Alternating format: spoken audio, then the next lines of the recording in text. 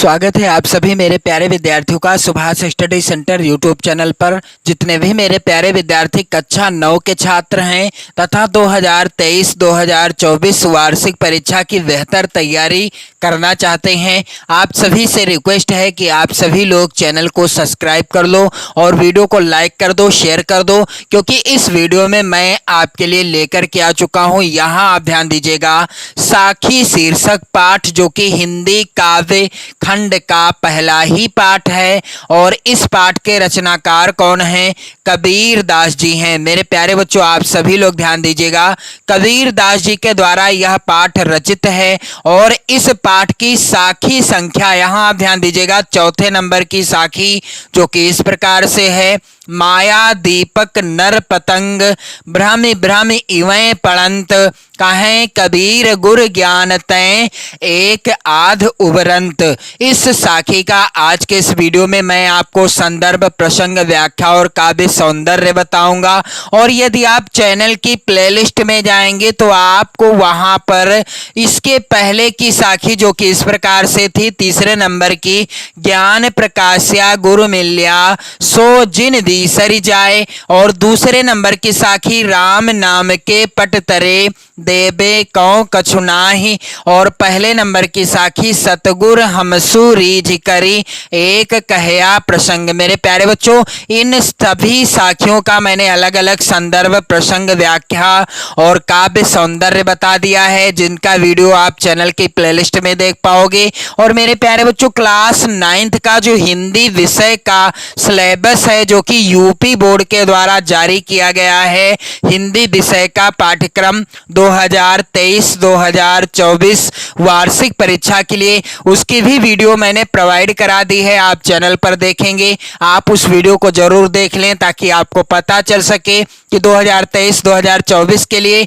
आपको हिंदी विषय में क्या पढ़ना है और क्या नहीं पढ़ना है, कैसे प्रश्न आएंगे, कहां से कितने नंबर के प्रश्न आएंगे, यानी कितने अंक के प्रश्न आएंगे। आप उस वीडियो को जरूर देखें और शेयर कर दें। तो मेरे प्यारे बच्चों, आप सभी लोग ध्यान दीजिएगा, यहाँ जो साखी है इसका संदर्भ क्या हो जाएगा, काले पेन से आप हेडिंग डाल देना संदर्भ, और चाहें तो आप इस तरीके से भी लिख सकते हैं, जैसे पहले यानी शुरुआत के शब्दों को यहाँ पर आप लिख सकते हैं काले पेन से, माया दीपक, इस तरीके से लिख सकते हैं। फिर डॉट डॉट करने के बाद लास्ट के शब्द को आप लिख सकते हैं उबरंत, इस तरीके से भी आप लिख सकते हैं, दोनों तरीके ही सही हैं। तो मेरे प्यारे बच्चों, संदर्भ क्या होगा कि प्रस्तुत साखी हमारी पाठ्य पुस्तक हिंदी, आप काले पेन से लिखिएगा, मैंने तो यहाँ पर लाल पेन का प्रयोग किया है लेकिन आपको काले पेन का प्रयोग करना है, और सिंगल इन्वर्टेड कामा भी लगा देना है।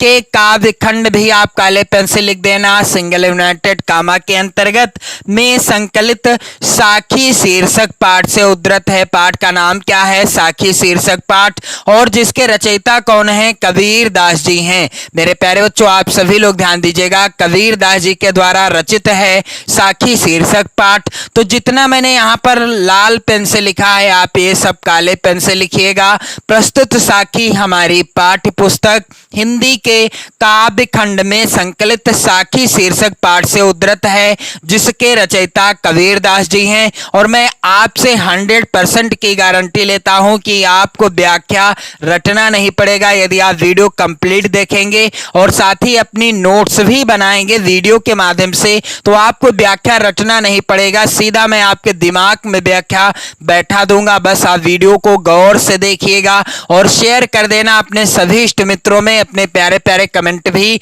करते रहना। तो मेरे प्यारे बच्चों, प्रसंग क्या हो जाएगा? प्रसंग काले पेन से हेडिंग डालने के बाद आपको प्रसंग क्या लिख देना है कि जीव, इस पद में कबीर दास जी ने क्या, जीव और माया को क्रमशः पतिंगा और दीपक का रूपक मानते हुए माया की प्रबलता और गुरु के उपदेश की महत्ता को बतलाया है। कबीर दास जी कहते हैं प्रस्तुत पद के माध्यम से कि जीव और माया क्या है?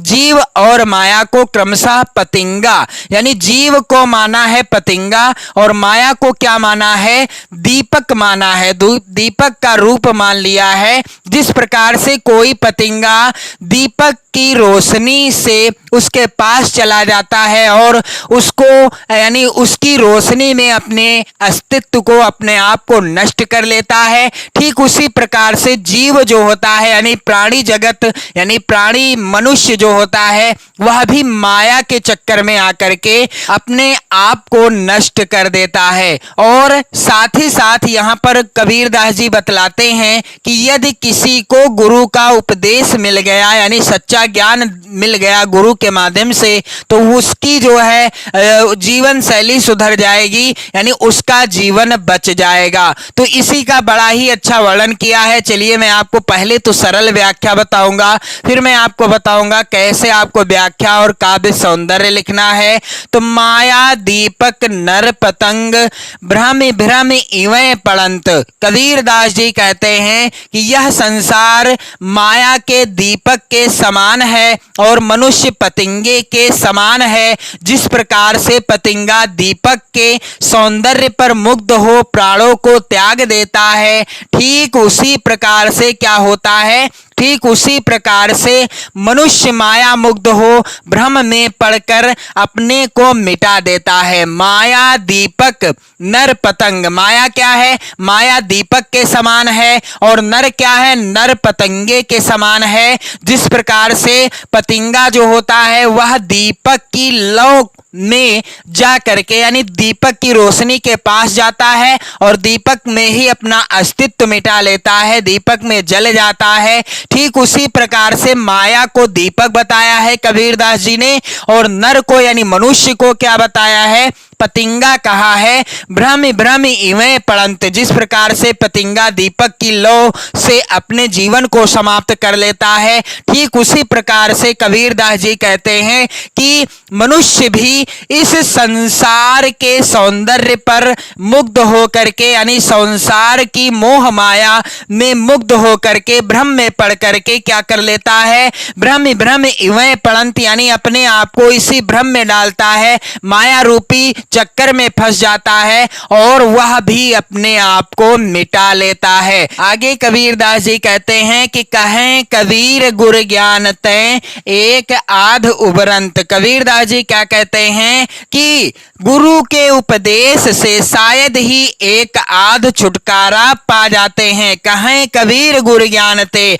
कबीरदास जी कहते हैं कि एक आध मनुष्य ही होते हैं जिन्हें गुरु ने उपदेश दे दिया तो वह माया रूपी माया के जंजाल में नहीं फंसते। कबीरदास जी कहते हैं कि कहें कबीर गुर ज्ञान तै एक आध उबरंत यानी जिन्हें गुरु ने उपदेश दे दिया उनमें से एक आध ही होंगे जिन्हें गुरु का उपदेश मिला, वो ही इस माया रूपी चक्कर से दूर हट सकते हैं, बच सकते हैं, अपने जीवन को बचा सकते हैं इस संसार की मोह माया से। तो चलिए मैं आपको बता दूं व्याख्या आपको कैसे लिखना है। तो माया दीपक नर पतंग भ्रम भ्रम इवै पड़ंत, इस तरीके से आप हेडिंग डाल दीजिएगा काले पेन से। व्याख्या क्या हो जाएगी, व्याख्या मेरे प्यारे बच्चों आपसे निवेदन है कि आप लोग वीडियो को ज्यादा से ज्यादा शेयर कर देना अपने सभी इष्ट मित्रों में और चैनल पर यदि आप नए हो तो चैनल को भी सब्सक्राइब कर लेना, अपने प्यारे प्यारे कमेंट भी करते रहना। मेरे प्यारे बच्चों क्या हो जाएगी व्याख्या,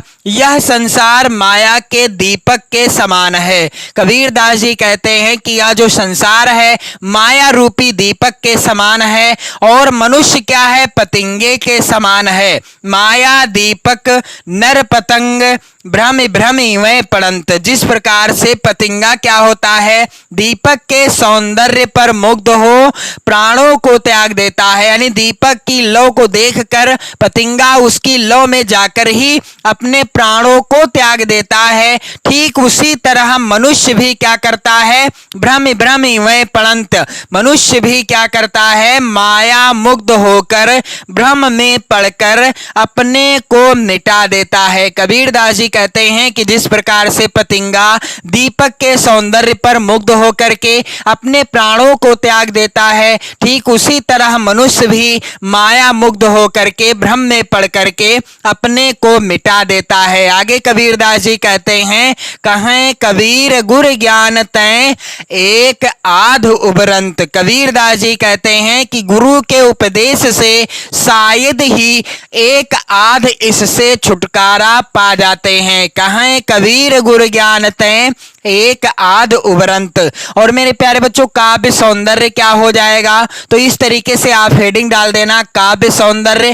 काले पेन से लिखा जाएगा, हेडिंग आप काले पेन से ही डालेंगे। तो यहाँ पर पहला बिंदु है भाषा। तो मैंने आपको बताया है इसके पहले के भी वीडियो में कि कबीरदास जी की जितनी भी साखियां हैं, सभी साखियों की भाषा क्या है? सधुकड़ी है। रस कौन सा है? यहाँ पर भी शांत रस है। छंद यहाँ पर दोहा है। और कबीरदास जी की जितनी भी साखियां आपकी पाठ पुस्तक में हैं, सभी दोहा छंद पर आधारित हैं। मैं आपको ट्रिक बता रहा हूं याद करने की। और मेरे प्यारे बच्चों, यहां ध्यान दीजिएगा, अलंकार कौन सा है? यहाँ पर अनुप्रास अलंकार है। तो आप सभी लोग वीडियो को ज्यादा से ज्यादा मित्रों में शेयर कर दें। और अगले वीडियो में मैं आपके लिए लेकर के आऊंगा कबीरदास जी के द्वारा रचित 5वें नंबर की साखी, जो कि इस प्रकार से है। जब मैं था तब गुरु नहीं, अब गुरु हैं हम नाही, प्रेम गली यति सांकरी, तामे दो न समाहि। इस साखी का मैं आपको संदर्भ, प्रसंग, व्याख्या और काव्य सौंदर्य अगले वीडियो में बताऊंगा। और आप इस वीडियो को शेयर कर दें, लाइक कर दें। पढ़ते रहें, मस्त रहें, स्वस्थ रहें। जय हिंद।